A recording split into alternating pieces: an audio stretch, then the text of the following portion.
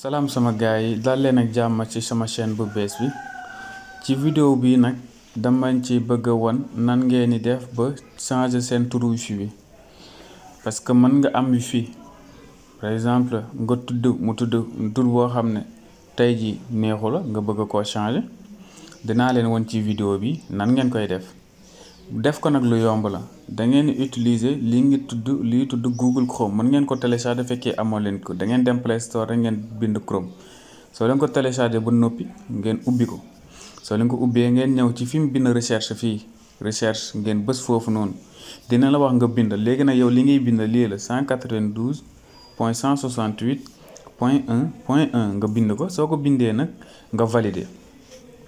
soo ko valider automatiquement lii nga war a am xaaral ma déconnecté voilà lii ngeen war a am ci yoon li ngeen war a am léegi nag fii dalay laaj pour nga dugal mot de passe bi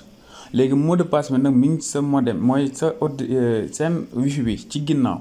fekkee mosoo ko changer code bi mi ngi foofu noonu ñu bindal la orange foofu la koy bindal su fekkee ne nag mas nga koo changer mot de passe bi nga changer moom ngay bind fii man dama koo mas a changer donc damay ñëw bind mot de passe bi nga xam ne moom mooy bu bees bi dama juum ni ma ko bindee xaaral ma reset waat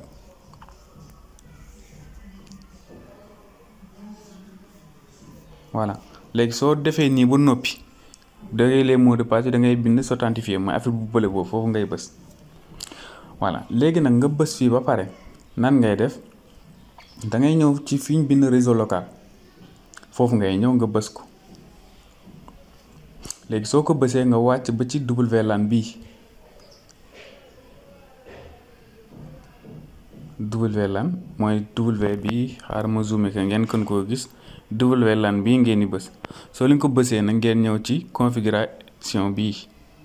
léegi soo leen ñëwee fii gis nga tur wifi bi ñu ngi ko bind famille léegi da ngeen koy effacer ngeen bind tur bi leen neex par exemple waaye mu bind lu ma neex rek abonné par exemple voilà léegi soo leen bësee ba pare soo leen bëggee kii bi li ngeen def nii mu réussir da ngeen di bind ci application waroo leen ni quitter tant que bësoo leen appliqué léegi soo leen bësee ci appliqué rek ngeen di xool ne seen tur wifi bi changé na donc képp ko yoroon wifi bi faaw nga dugalaat ko mot de passe bi pour mu mën a connecté voilà fii li ñuy yemale vidéo tey bi j'espère que vidéo mi dina leen amal njëriñ fekkee amal na leen njëriñ tamit bu leen fàtte abonné parce que loolu mooy dundal chaîne bi ngeen partagé ko ak seen xarit yi nga xam ne vidéo yi dinañ ko soxla jaa ngeen jëf